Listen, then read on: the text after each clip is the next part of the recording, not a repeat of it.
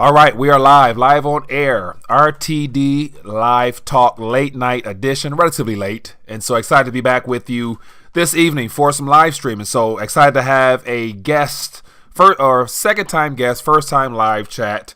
And so before we get to that screen there, I want to acknowledge a couple people for taking the time to join us this evening. And then we'll get into it. And as always, it's all about participation. The goal is to bring you some of the top guests so that you can ask questions and get everything answered. And let's strategize based upon what's going on around us. So we got Chris, we got Shane, Excalibur, T Cash, we got Vadra, we got Luis, the Silverback Stacker, Kenneth, New York Redneck, Gary D. Okay, so we got enough people here. So I'm about to pull up the screen right now. And so on the screen is Mr. George Gammon. And so George Gammon, welcome to RT Live Talk as a guest, my friend. How you doing? I'm doing well, Mike. Thanks for having me. I really appreciate it. Looking forward to chatting and answering some questions on macro. Yes, definitely. So with that being the case, everybody, we're going to just tip it off. And so the primary subject matter is the fact that I did a video earlier, by the way, George, about highlighting some of the recent comments from Mark Carney, Christine Lagarde, as well as one of the Fed governors that all chimed in on the current state of the economy. So one said it's weak, one said it's sluggish, the other one said it's doing fine. So I'm like, okay, they're not on the same page. So let's get this thing started off right. In your personal opinion, we're in 2020 now, 9 days into 2020. What's the current state of our economy? Are we in a recession, or we got some time, or what? What are your thoughts? Well, I think it really depends on how you define what a recession is. Mm-hmm. So I think most people would define a recession as negative GDP growth. Mm-hmm.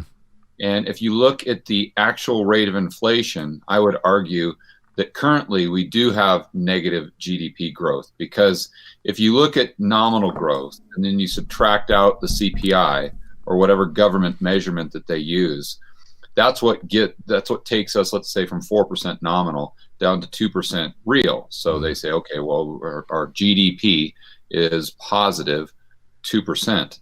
But if inflation is actually 6% or 8%, then that would take it into negative territory. Yeah. In addition to that, if you look at the actual deficit, the $1 trillion deficits that the United States is running right now, and you subtract that out of the GDP, there would also be negative, and that's using their CPI number. So using their inflation number, even when you subtract out the money that we're borrowing to spend, it takes us into negative territory. So technically, by the definition and the numbers that the government gives us, no, we are not in a recession. But if you look at it in terms of what I think is reality, then I would argue that we are. Now, so how do you get the unemployment rate down so low? Well, number one, that's a lagging indicator. And number two, the labor force participation rate is extremely low. So that's another number that they can kind of tweak and mess with to give the optics of the economy being a lot better than it is. But I do have a counterbalance to that. I saw an interview with Stan Druckenmiller the other day, who I have just an immense amount of respect for. And he's positioned for us not to go into a recession in 2020, although he's got the same fundamental outlook on the economy that most of us do, surprisingly enough, because you think he's very mainstream. But if you look at the attitudes or the opinions on the economy from people who are technically mainstream, like a Druckenmiller or a Gundlach or of course Peter Schiff, but even those guys that you see on CNBC all the time, they're surprisingly bearish on the actual fundamentals, but that doesn't mean that they don't think the stock market will continue to go up just because the Fed is providing all of this liquidity. So Druckenmiller's point is that in his career, which has spanned decades, he's never seen the United States go into a recession when the Fed is in easing mode.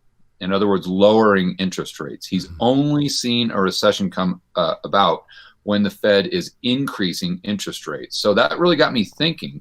And I went back and looked at my charts, and sure enough, it's 100%. The Fed is always raising rates. So I kind of, again, I don't think that we will. Well, let me put it to you this way. I don't think that the stock market will go down until the Fed starts raising rates. Now, that doesn't mean that we won't be in a recession or the economy isn't very good or nowhere near as good as Donald Trump likes to say that it is. But as far as the stock market going down, based on the charts I saw, Druckenmiller was right on the money. Yeah, and based upon all the issues we're having right now with the whole possibilities of war, missiles in the air, and all the things that typically are red flags that causes the markets to usually correct or take a little dip. The stock market reached an all-time high today. The Dow rate reached an all-time high today, which to me tells me the fundamentals are out the door. Everything is upside down. We're in a very false, fake reality that's based upon central bank policy. And so the stock market can literally continue to keep climbing to numbers that they'll continue to create all-time new highs, because if it doesn't, then that's game over. So like everybody based the health of the economy based upon the stock markets anyway. So the moment there is a correction, there will be a problem. Now, do you think since this business cycle of correction or of boom bust correction, that thing that has been extended to where we've been in how high have this expansion gone to the point where the moment it does correct, how far down would that correction be in your opinion? It's going to be extremely severe.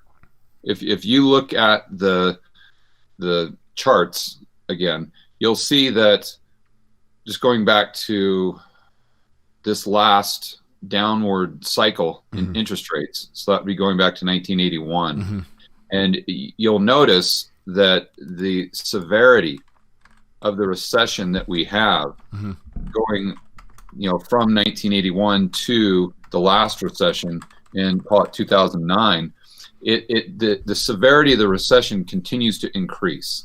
So why is that? Well, in my opinion, it's for a couple reasons. Number one, the debt continues to expand. So when you have a recession, it's going to make the real economy go into a period of more and more pain, because the real economy it becomes increasingly dependent upon the financial assets and dependent upon low interest rates and excess debt. And when I talk about debt, I'm not just talking about the government. I'm talking about the federal government. I'm talking about the state governments. I'm talking about now corporate debt is at all-time highs, and consumer debt is at all-time highs when you include mortgages. So there's not a balance sheet that exists in the United States that's clean. So and you can compare that just to your own household finances, in that if you're making $50,000 a year and you've got, let's say, $100,000 in debt, so your payments, let's just say it's $800 a month with interest rates at 5%, right? Your interest rates are at 5%. Well, if your interest rate goes up to 10%, you're probably going to be able to weather that storm. You're going to have to tighten your belt, but you're probably going to make ends meet. But if you've got $1 million worth of debt and interest rates go up to 10%, now you got problems. You got real big problems. And so just taking it down to its simplest form, I think that's why the recessions have continually gotten bigger. And I think this next recession or depression is going to be the worst of all. Now, whether that's going to be a deflationary type of depression or an inflationary type of depression, which I think is very interesting to think about, because people think of a depression and they associate it with falling prices.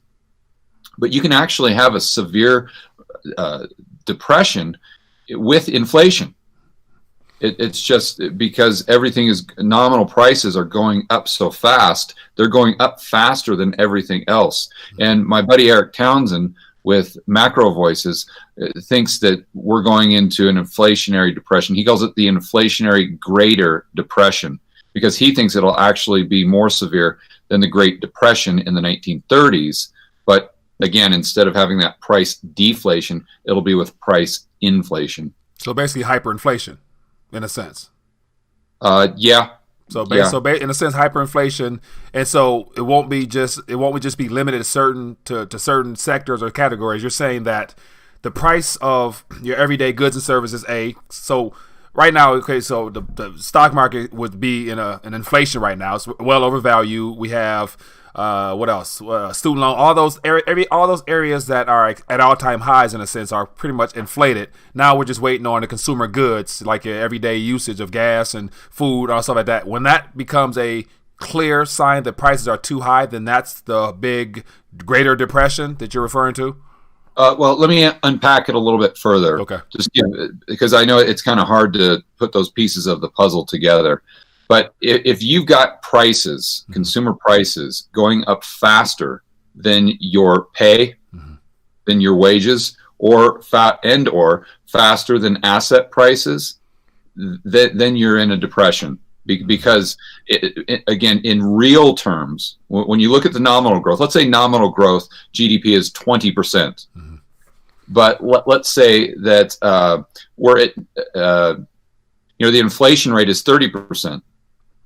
Well, now we're at negative 10% real growth. So, but yet we have all this inflation. So that would be an example of an inflationary depression. And Venezuela is a perfect example of that. Their nominal GDP growth is going through the roof. Looks like they're the fastest growing company in the history of the world, right? Yeah, I hear the stock market is doing really well. Price-wise. Living is just completely plummeting because of the discrepancy there. So would they be in a technical depression? Absolutely. A huge, massive depression. But it's just an inflationary one.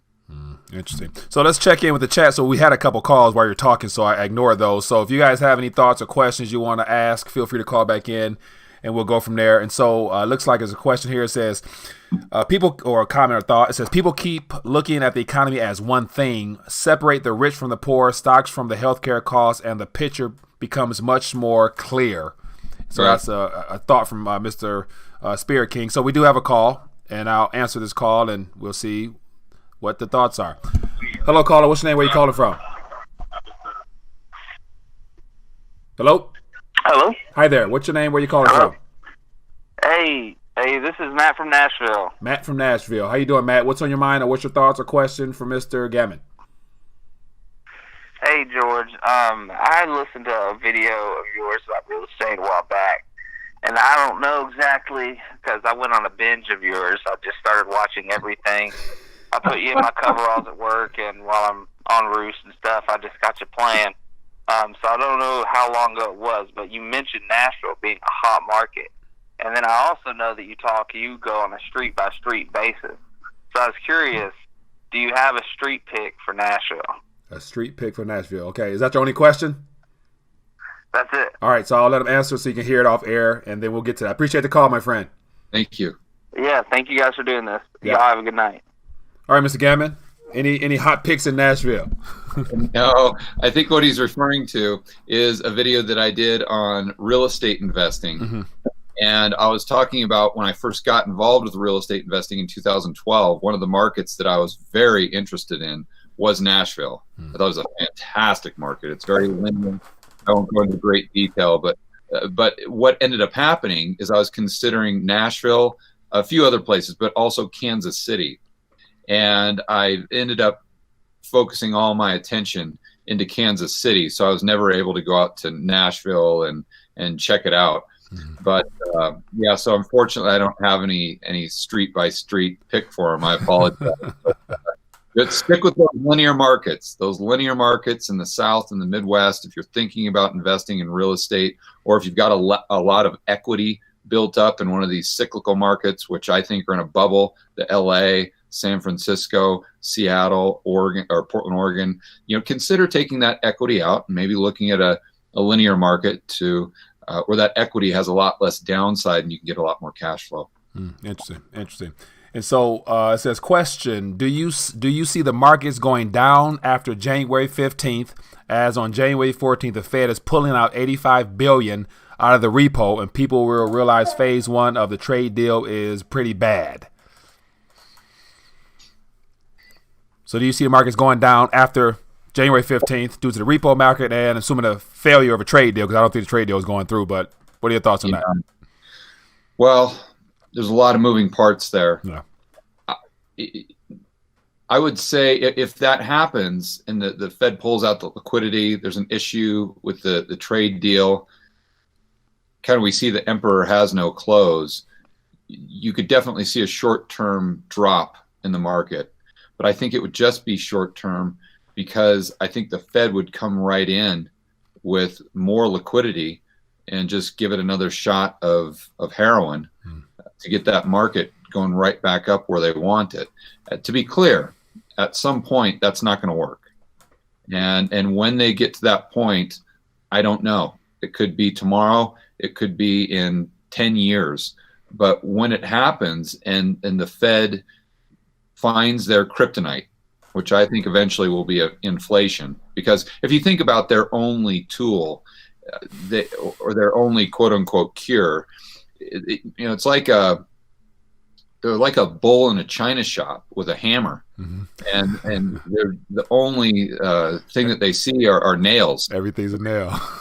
So if there's a problem, I mean, think about this. If you look at like a congressional hearing, and of course all these knucklehead politicians are doing all this grandstanding, but they're talking to the Fed about, well, how are you going to solve climate change?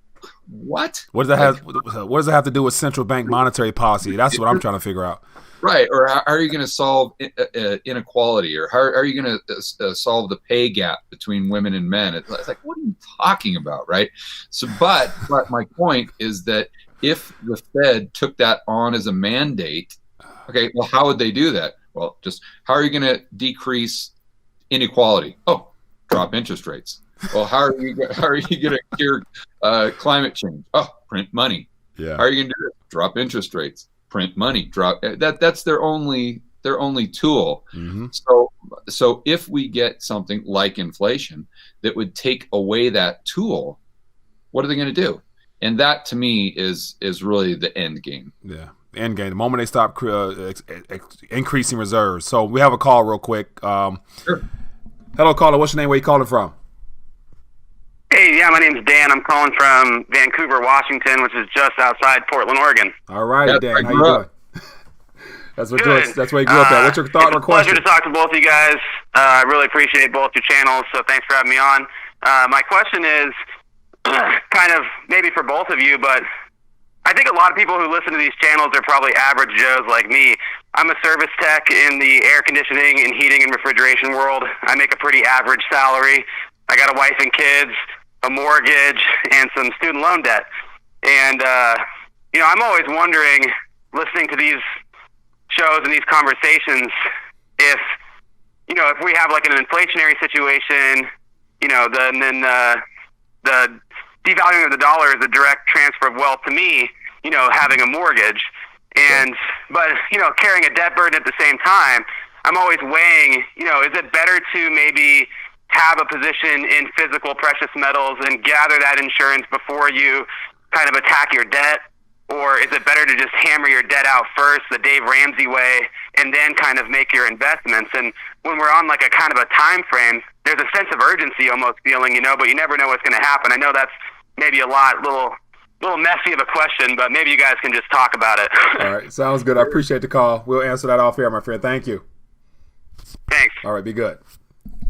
All right, Mr. Gammon, go ahead and share your thoughts. I want to share my 2 cents on that one, too. Go ahead. I think that, excuse me, I think the easiest thing that the quote-unquote average Joe can do is just make sure that his mortgage is a fixed-rate 30-year loan. So if we do get inflation, that he's going to be the beneficiary of that. And how that works is that if the rate of inflation exceeds your interest rate, then that is a transfer of wealth from the lender to the borrower, like the gentleman was saying. So that's the first thing that you can do. That's something easy. Everyone can do it. No problem. Just make sure you don't have an adjustable rate mortgage. Number 2 is to own some precious metals as an insurance policy. I did a video today, and I quite frankly was shocked that I didn't even realize this, where at the end of the video, I did just very quick analysis of the gold price relative to the silver price. and how that ratios kind of trend throughout history, and where it's been at the top of the market in 2011 and where it was at the bottom of the market in 2000. And right now that silver ratio, or silver, is extremely cheap compared to gold. When you look at that ratio going back for the last 30 years is the chart that I had. So, an average person can definitely own a little bit of silver. If you can afford to own some gold, I think that's fantastic. I personally, and I can't give individual advice, of course, or investment advice. I just tell you guys what I do and what I suggest to my family members. And that is to have maybe 5-10% in gold. So if we do get big inflation, or if we do get a lot of deflation, regardless of what happens, you're most likely going to increase or at least maintain your purchasing power with gold or precious metals, assuming that it gets pretty darn bad, because gold and most of the time precious metals, including silver, are really the inverse of everyone's confidence in not only the system but central banks. Yeah. So it's not really the inverse of inflation. Part of my video today, I was analyzing different assets and how they've reacted when we go into war, just because of this whole thing that's going on with Iran. So that was actually something that I wanted to discover. And I thought that gold would really spike, and it didn't spike that much. It went up a bit, but and this is back in the Iraq War and the Gulf War, but it didn't go up massively. But nor did oil. So it's kind of like a buy the rumor, sell the fact type thing, where if there's talk of a war, then these prices really go up out of fear. But then once the war starts, and it's kind of, people just get used to it, I guess. I mean, it's sad to say that, but then the price kind of goes back down to where it was before. But again, my whole point is that those two things are something that I would suggest that the average Joe does. And you've got very little downside with that. And then I don't know if I want to even suggest this, but let me put it this way. If it were me, and please don't get me wrong, guys, please don't get me wrong. But if it were me, I would definitely not pay off those student loans, because number one, I mean, you can get a really, really low rate on that. I would assume that you can fix that rate. And listen, 2021 comes around, you don't know if they're going to knock that stuff out. Yeah. So, and I hate to even, I mean, it's not morally correct, I know, but if they're going to do it, and you're going to have to absorb the cost anyway, because it's going to fall on the taxpayer. Yeah. So you might as well take advantage of it. So I just make the minimum payments until that time. And then if it doesn't pan out, then it doesn't pan out. Then you go back to maybe making higher payments. But if you're confident in your income stream, so if you're confident in your job, if it's pretty recession proof, then I would refrain from paying off any 30-year fixed rate debt. Now, of course, your credit cards, and that you pay off as fast as you can, because that's not making you any money. It's not building you any equity. That's just dragging you down. But a mortgage payment, especially if it's on a cash flow rental property, that's a lot different than credit card debt.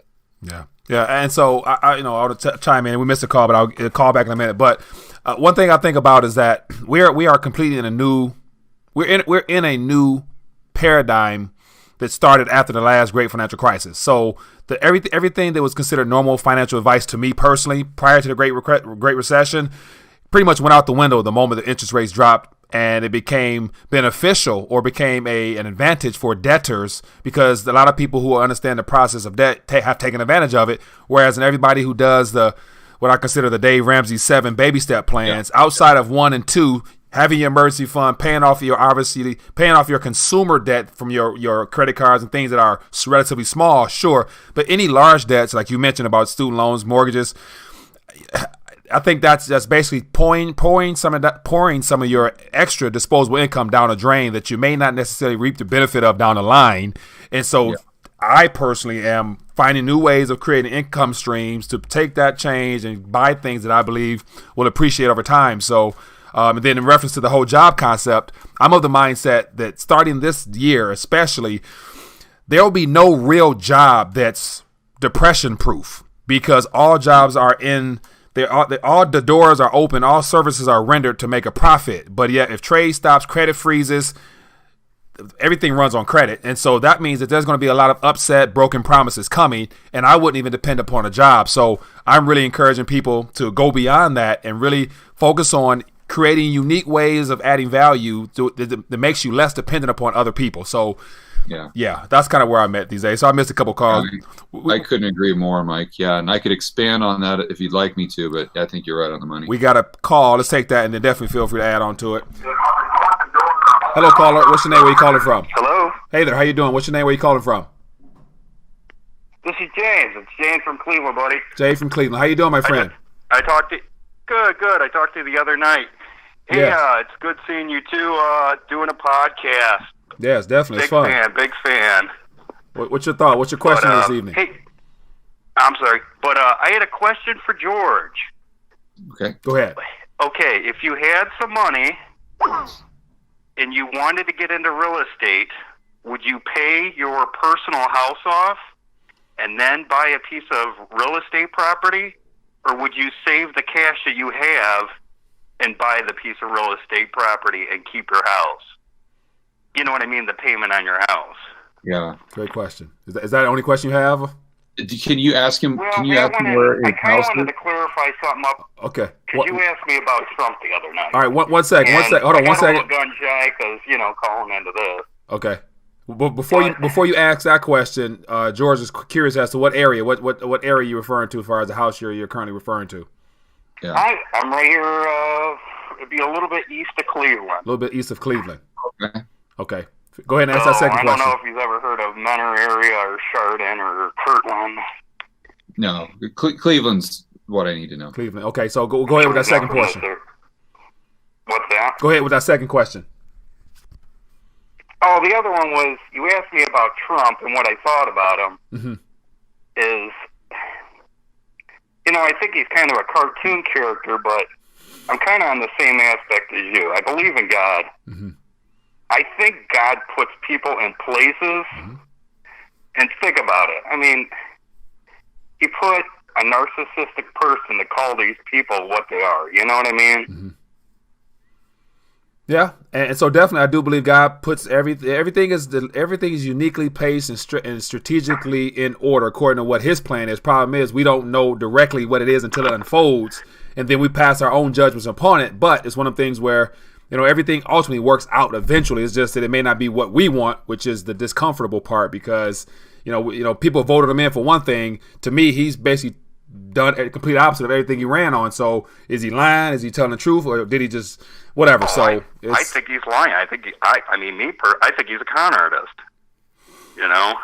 I couldn't question a man's faith, but yet in the end we'll find out. It's usually after we look back, in history, we'll see. Oh yeah, we'll see how things played out. So, but yet it's still early because he's going for second term, and I believe if he gets his second term, watch out, because we're gonna really find out what he's made of. Oh no, I didn't. You know what? Yeah, since you brought that up, I didn't even think about that. You're 100% right. He can pull a 180 real quick. Exactly. So, hey, I appreciate the call, though. We'll have George touch on our first call and just listen in online. Thank you. All right, you two take care, bud. All right, be good. Thanks. All right, Mr. George, you remember that first question? Yeah, he just has some equity in his residence. Mm-hmm. And wondering if he should just kind of what he should do as far as a game plan if he wants to get involved with some cash flow rental properties. Mm-hmm. So I think what I would do is, especially if he's got a 30-year fixed rate on his residence, I don't see any reason to pay that off. I think that your home is potentially a liability. It's not really making you any money. Mm-hmm. If it's in a linear market, which Cleveland is, I wouldn't suggest running for the hills like I would if you own that house in Los Angeles. It would be a completely different mindset.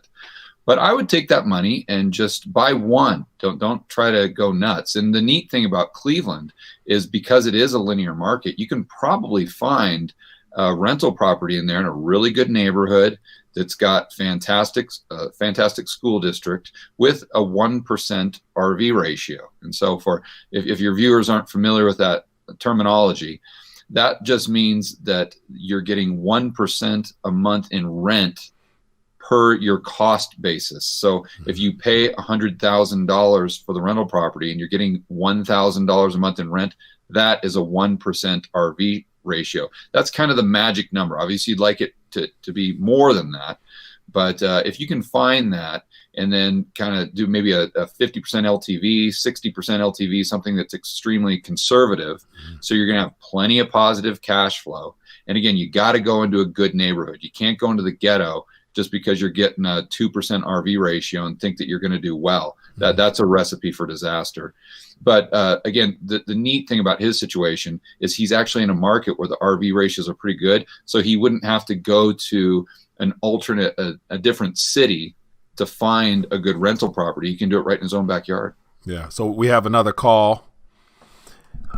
Hello, caller. What's your name? Where you calling from? Hey, how you doing? This is Alex. I'm calling from New York. Alex from New York. How you doing, my friend? What's on your mind tonight? I'm good. You know, I love the show, man. I call. Thank you, sir. I do got a question for you guys. How does the average guy turn tables once the recession hits and becomes one of those who are able to make something better for himself during that time of recession? Because we all know, you know, on one end is somebody getting richer, the other is getting extracted from them. How do we, as the average Joe, the average working guy, become one of those people who benefit from the recession itself and are not sitting under and just overwhelmed by it? Great question there. George, you hear that? Kind of. The audio wasn't too good there. So what he's saying is, how does the average Joe, someone that knows things are changing, knowing a recession is coming, depression is coming, how does a person through that maintain himself and probably come out a little bit better on the other end? Mm-hmm. So I think it goes back to what we were saying with the gentleman from Vancouver, Washington. Yeah. And that you just start with the basics, which is that 30-year mortgage fixed rate, and then have some precious metals. Mm-hmm. And then going to your point, really just work on yourself. I think you and I are a great example of that. I mean, mm-hmm. I just started YouTube maybe 4 or 5 months ago, mm-hmm. something like that. And but to be fair, I mean, I obsessed over, some people say they have a passion. That is, macro for me was not, or is not a passion. It's a total obsession. I mean, anytime you see me when I'm outside of my apartment, if I'm at the gym tonight on the treadmill, I've got the ear pods in and I'm listening to the macro voices. It's a real vision, or I'm listening to an interview with Jeff Snyder or Luke Groman, something like that. I'm just absorbing I'm on a plane. It doesn't matter where I am. I'm just constantly absorbing. I've been doing that since 2012. Mm-hmm. So for me, I had this, I guess, knowledge base, if you want to call it that.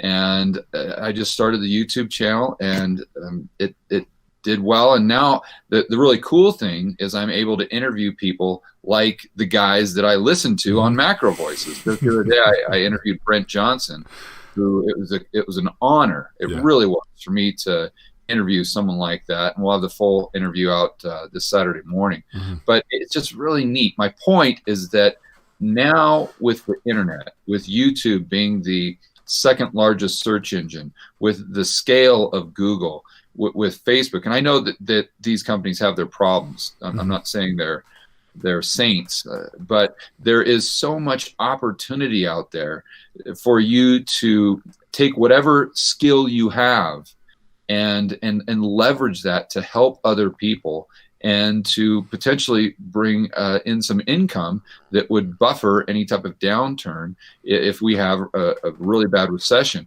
I mean, let's take the one caller as an example. I think the gentleman said he was in air conditioning, or he was in HVAC. Yeah. Okay. So one of the YouTube channels I watched frequently just to get tips on what I can do better, they had a case study of a guy who has just completely blown up on YouTube. I mean, you know, he got 100,000 subscribers in a month. I mean, he's just going nuts, and he's just an eye doctor. And what he does is he just does videos on how you can diagnose a problem that you have with your eyes, and tips on how to get buy better glasses or contact lenses or LASIK surgery. And he's adding all of this value, and he's just blown up on YouTube. But see, this gentleman, he's an HVAC tech. He could do the exact same thing. It doesn't matter if you're blue collar. It just another example that I'll use is a gal that I saw again on one of these YouTube pro channels, and they're using her as an example. She's got like 3 million subscribers, and she just started her YouTube channel like 6 months ago. And she's this elderly Hispanic lady. She lives in Mexico, doesn't speak a word of English. She lives out in the sticks in the middle of nowhere, but she has a cooking channel on how to cook authentic Mexican food. That's real. So if you want authentic enchiladas or burritos or fajitas, you know exactly where to go. Well, just through AdSense alone, she's probably making 100,000 plus easy. Oh yeah, I mean, she's probably making 20-30 grand a month. Yeah, on how many, because she's getting 6-7 million views a month.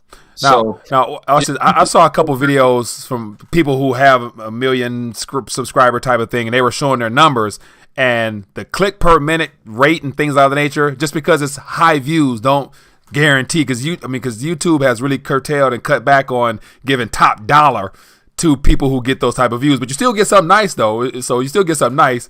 But you live in the middle of the sticks in Mexico. Yeah, it's still good. Pesos 19 to the dollar. Yeah, and you're getting that ad revenue in dollars.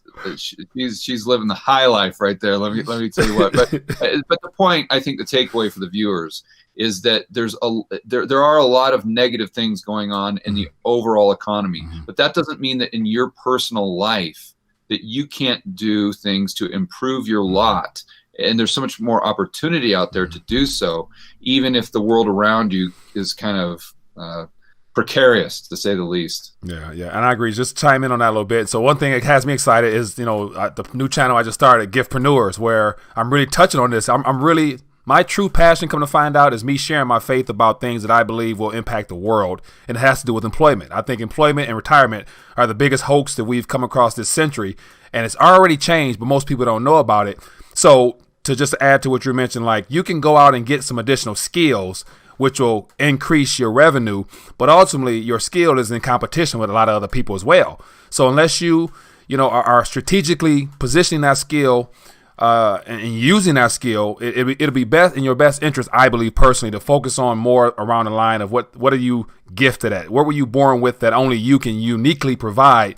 That, to me personally, is recession proof. Like, a skill can get fired. You can get fired from your job, but you can't get fired from what you were born to do and what you were born with. And I think there's a lot of people out there that are extremely gifted at certain things that no matter what, money's going to come to them regardless of what the economy's doing. So I'm really excited to really encourage people just to look beyond a job, look beyond a skill, because skills can get fired at any time. So, but yeah, that goes a lot to the spiritual essence of things that I'm really excited about sharing. So I just missed a call, so forgive me.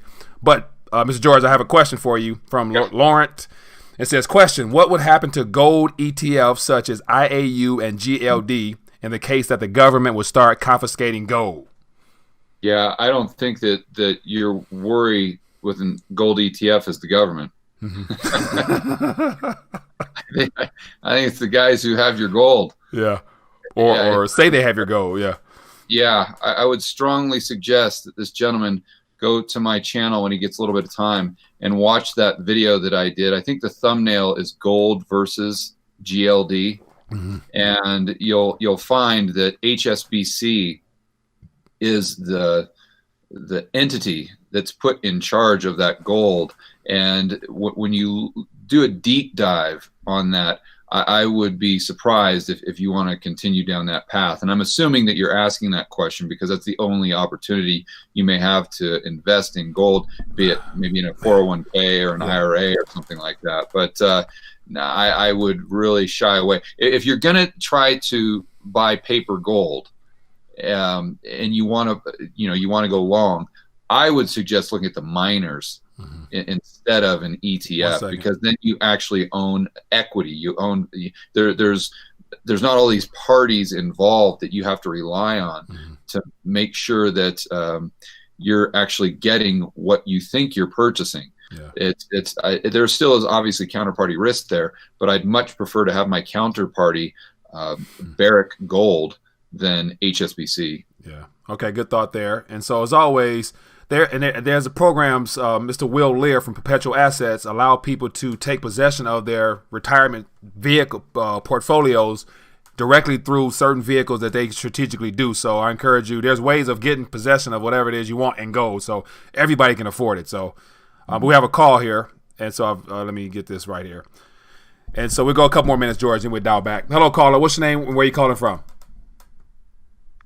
Hey, how you doing? My name is Nadia, and I'm calling from Houston, Texas. Nadia from Houston, Texas. How you doing this evening? What's your thoughts or questions, or what do you got for us?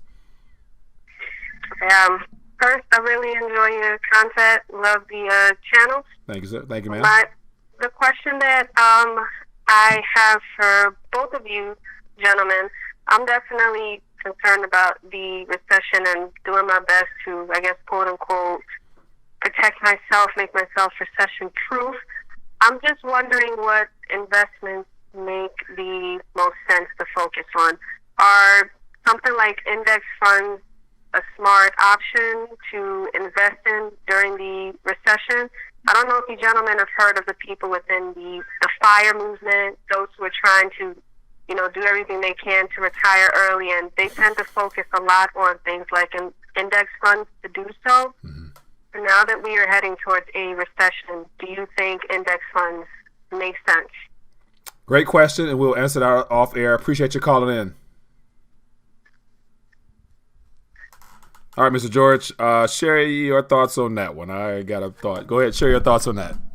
Well, when she's talking about an index fund, I would assume that she's kind of referring to the S&P or something that tracks that. I could be wrong there, of course, but assuming that she's talking about that, I don't like that, not necessarily because of the index fund itself, although I have problems with the way ETFs are structured. That's a whole other topic. But it's just the underlying assets. Mm-hmm. My first rule of investing is you've got to buy things when they're cheap and sell them when they're expensive. And there's absolutely nothing about the stock market right now that is cheap. So you're buying at all-time highs. I mean, just look, it's the same thing that we learn when we're in first grade, and you learn investing, and your mom tells you, well, you buy low and sell high. Mm-hmm. That's it. Okay, mm-hmm. So you got to buy low and sell high. Yeah. Nothing low about the S&P. So that would be my biggest concern, especially if you're thinking, okay, what should I invest in that's like recession proof?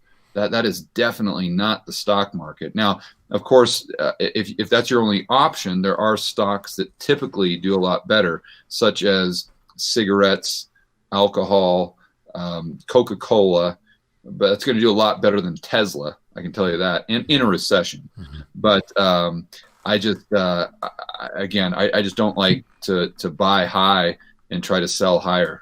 Yeah, and my thing is, unless you actually know what you're doing and you're skilled, whether it be in investing of that magnitude or whatever it is you're doing, anywhere you go, there's going to be risk. And so make sure you're 100% confident and comfortable. You know what you're doing. Just don't be following, as you say, the financial freedom movement. Because, I mean, I question all that financial freedom stuff, because if you're basing your financial freedom based upon a currency that is going to be, at the end of the day, the dollar is going to have its day of reckoning. You're not going to be as free as you think you are. So strategize, know exactly what you're going to do. Don't follow the herd. Do what works best for you. And my thing is, unless you know what you're doing, don't go out here chasing profits and chasing gains that will, in hopes of getting rich through this. Don't look to profit through this. Look to preserve your wealth. And the safest and easiest way is just to stick to what has been proven historically, which I would imagine is, George would agree, is metals. Metals is the anchor of everything. Formulate your strategy according to what you know what you're doing. If you don't, sit on the sideline and just get heavy, as I like to say. So, George, we're going to do one more call, and then I'm going to let you go because I know it's late. Okay. And so, I missed that call. So, one more call, and then we'll let Mr. George Gammon go. So, we'll take this call. This person's been trying to call in a couple times.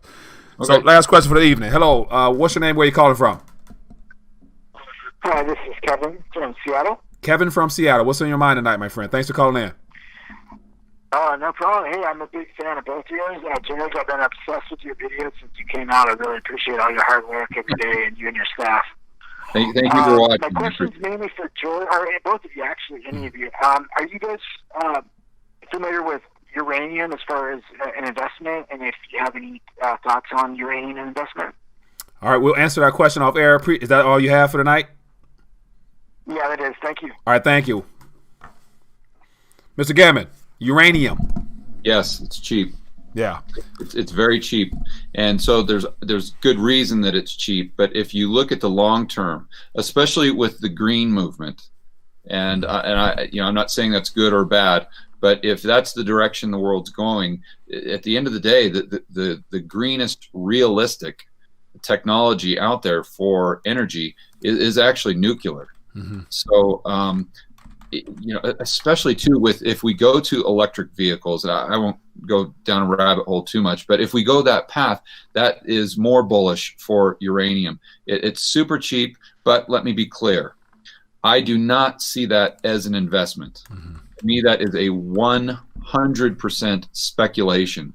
And I define a speculation by something that you're buying in hopes that it'll go up in value or down if you're shorting.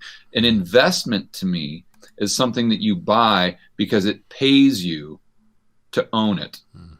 So I would not, and why I compartmentalize like that, because then I take it a step further and define what portion of my portfolio I want allocated to investments and what portion I want allocated to speculation. And for me personally, at the max, it's only about 10% of my entire portfolio that I would allocate to something that I'm buying for the sole purpose of it hopefully going up. Yeah, good point. So as you're talking, I got uranium on the screen, and it's interesting. So I personally don't follow it myself. I don't know much about it. I remember I had Mr. Rick Rule on a while back, and he was extremely excited. And so he's a different type of investor. So he has some information that most people don't. So he's really, really, really bullish on uranium. So according to him, but I would point out that Rick himself would define his strategy as speculation. Mm-hmm. Yeah, I don't think so. Would Doug Casey? Yeah, speculators. I don't think they define that as investment. Yeah, I agree. All right, so with that being the case, it's been about 48 minutes, George. I want to respect the rest of your night and let you do you. So everybody's been great. I got a couple more questions there. So we'll, Mr. George, have to have you on another time and get some more thoughts and questions. People seem to have a lot of good information or a lot of things to get off to pick your brain with. So I appreciate you taking time to join us here on RTD Live Talk. Any last thoughts, for those that may not know who you are? I want to point it back your way so they'll, get in tune with everything you got going on. Sure. If you want to find me, you can just go to my YouTube channel. It's just my name, which is George, typical spelling, last name Gammon, Gammon, or I'm on Twitter, but I've just got much more content on YouTube. So that's where I'd start.